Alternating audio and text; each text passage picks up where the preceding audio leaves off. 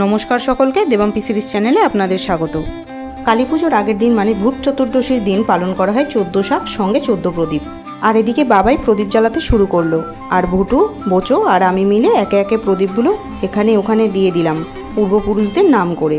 কড়া নাড়ছে ভূতেরা। আরে না না, হিন্দু মত অনুযায়ী 14 শাক না খেলে ভূতে ধরে। তোমরা খেলে নাকি 14 শাক? কমেন্ট করে জানিও। আজ আমাদের বাড়ি 14 শাক খাওয়ার পাশাপাশি 14 প্রদীপও জ্বালানো হয়, কারণ এই দিন পূর্বপুরুষেরা মর্তে আসেন, তাদের আত্মার শান্তি কামনা করেই জ্বালানো হয়।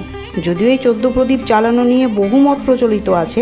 তোমরা এটা নিয়ে কি জানো, আর কারা কারা 14 প্রদীপ জ্বালালে কমেন্ট করো। ভিডিওটা ভালো লাগলে লাইক, শেয়ার, সাবস্ক্রাইব করতে ভুলো না। জয় মা কালী। তো মিনি ব্লগটা এখানেই শেষ করলাম। শুভরাত্রি, সবাই ভালো থেকো, সুস্থ থেকো, টাটা।